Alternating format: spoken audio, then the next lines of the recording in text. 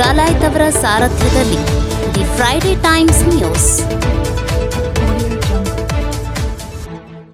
ಲೋಕಸಭಾ ಸಾರ್ವತ್ರಿಕ ಚುನಾವಣೆ 2024 ನ್ಯಾಯಸಮ್ಮತ ಹಾಗೂ ನಿರ್ಭೀತ ಚುನಾವಣೆಗೆ ಜಿಲ್ಲಾಡಳಿತ ಸಕಲ ಸಿದ್ಧತೆ.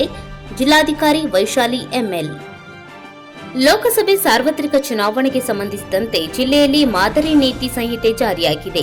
ನ್ಯಾಯಸಮ್ಮತವಾಗಿ ಹಾಗೂ ನಿರ್ಭೀತವಾಗಿ ಚುನಾವಣೆ ನಡೆಸಲು ಜಿಲ್ಲಾಡಳಿತದಿಂದ ಸಕಲ ಸಿದ್ಧತೆಗಳನ್ನು ಮಾಡಲಾಗಿದೆ ಎಂದು ಜಿಲ್ಲಾಧಿಕಾರಿ ವೈಶಾಲಿ ಎಂಎಲ್ ಹೇಳಿದರು.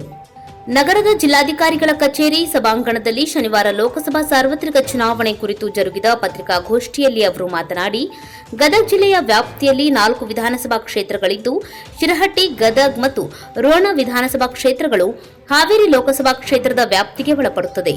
ಇನ್ನುಳಿದ ನರಗುಂದ ವಿಧಾನಸಭಾ ಕ್ಷೇತ್ರವು ಬಾಗಲಕೋಟೆ ಲೋಕಸಭಾ ಕ್ಷೇತ್ರದ ವ್ಯಾಪ್ತಿಗೆ ಒಳಪಡುತ್ತದೆ ಎಂದರು.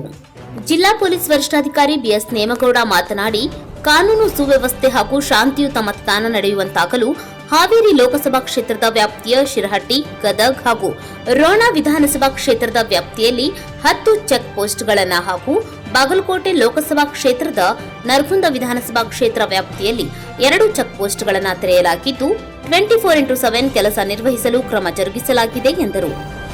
ಜಿಲ್ಲಾ ಪಂಚಾಯತ್ ಸಿಇಒ ಭರತ್ ಎಸ್ ಮಾತನಾಡಿ, ಈಗಾಗಲೇ ಮಾದರಿ ನೀತಿ ಸಂಹಿತೆ ಜಾರಿಯಾಗಿದ್ದು, ಚುನಾವಣಾ ಪ್ರಚಾರ ಸಭೆ ವೀಕ್ಷಣೆ, ಮಾದರಿ ಸಂಹಿತೆ ಪಾಲನೆ ಕುರಿತು ಪ್ರತಿ ವಿಧಾನಸಭಾ ಕ್ಷೇತ್ರಕ್ಕೆ 9ರಂತೆ ಒಟ್ಟು 36 ಸಂಚಾರಿ ದಳಗಳನ್ನು, ಪ್ರತಿ ವಿಧಾನಸಭಾ ಕ್ಷೇತ್ರಕ್ಕೆ ತಲಾ 3ರಂತೆ ಒಟ್ಟು 12 ವಿಡಿಯೋ ಕಣ್ಗಾವಲು ತಂಡಗಳನ್ನು ಹಾಗೂ ಪ್ರತಿ ವಿಧಾನಸಭಾ ಕ್ಷೇತ್ರಕ್ಕೆ ತಲಾ 1ರಂತೆ 4 ವಿಡಿಯೋ ವೀಕ್ಷಣಾ ತಂಡಗಳನ್ನು ರಚಿಸಲಾಗಿದೆ ಎಂದರು. ಪತ್ರಿಕಾಗೋಷ್ಠಿಯಲ್ಲಿ ಅಪರ ಜಿಲ್ಲಾಧಿಕಾರಿ ಸುರೇಖಾ, ಜಿಲ್ಲಾ ವಾರ್ತಾಧಿಕಾರಿ ವಸಂತ್ ಮಡ್ಲೂರ್ ಹಾಜರಿದ್ದರು. The Friday times news, Gadag.